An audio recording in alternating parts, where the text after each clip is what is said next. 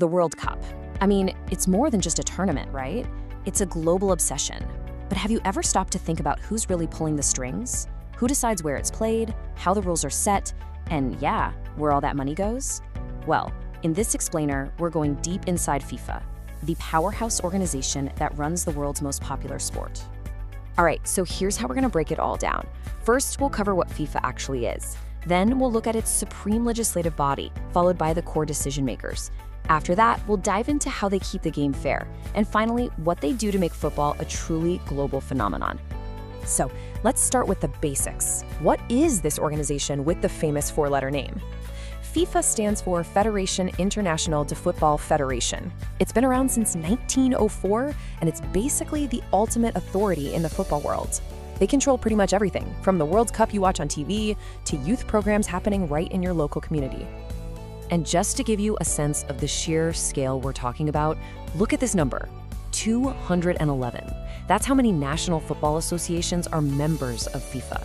Now get this, that's actually more members than the United Nations. It is a truly, truly global organization. And this is where most of us see FIFA's power in action. They're the ones who create these incredible moments that become a part of history. You know, the stages where heroes are made and whole nations come together. This is the glamorous side of FIFA. But to really understand the whole picture, we need to peek behind the curtain.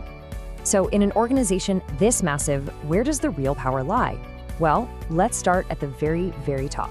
You can think of it as FIFA's version of a global parliament. This is the FIFA Congress, and it holds the ultimate power. Okay, I want you to just picture a room with representatives from all 211 of those countries, and each one gets an equal vote. That's the FIFA Congress. This is the place where the fundamental rules of the game are written, where leaders get chosen, and where the entire future of global football is debated and decided. Now, you can probably guess that a Congress with 211 members can't just meet up every day to make decisions. It'd be chaos. So let's zoom in on the smaller, more agile groups that handle the strategic direction and the day-to-day leadership. And that brings us to the FIFA Council. Think of this group as FIFA's strategic cabinet or its board of directors. It's the main decision-making body that meets between those big Congress sessions to steer the organization and set its overall strategy. This slide does a great job of showing the power dynamic. On one side, you have the Congress. That's the ultimate legislative power, representing absolutely everyone. And then on the other side, you've got the Council, the strategic body making the key decisions to keep the whole ship moving forward between those big meetings. And right at the head of that table is the president. Currently, that's Gianni Infantino. He's not just the face of FIFA, he's the one whose job it is to turn the vision of the Council and the Congress into a reality.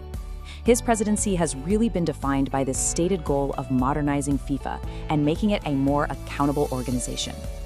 Now, working right alongside the president is the Secretary General. This person is appointed by the Council, and they're basically the chief administrator.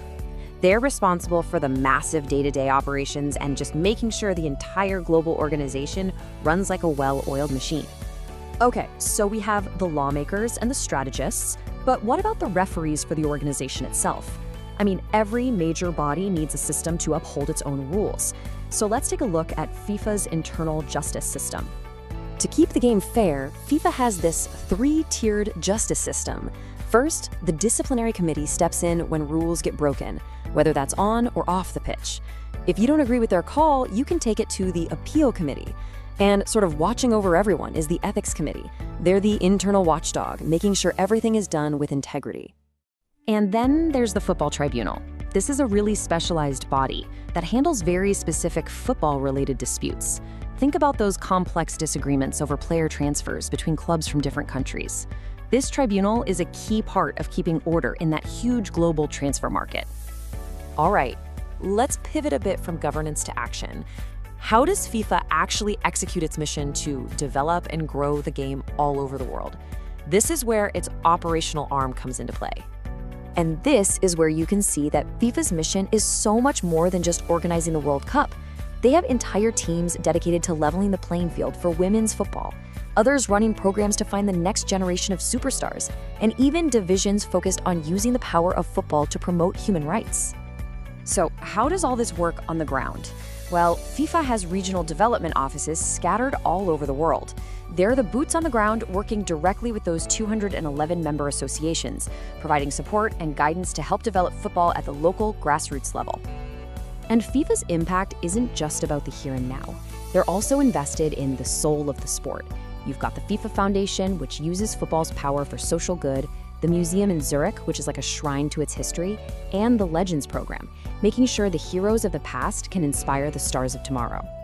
So there you have it. From the supreme authority of the Congress, where all 211 members get a voice, down to the council setting the strategy, the judicial bodies keeping it fair, and the development offices growing the game on the ground. Yeah, it's a complex structure for sure, but it's all built for one single purpose: to govern and to grow the world's game. And that leaves us with one last big thought. When you have a single organization responsible for a sport that is played and loved in every corner of the planet, with 211 different members, all with their own interests, what do you think is the single biggest challenge it faces in trying to shape the future of football?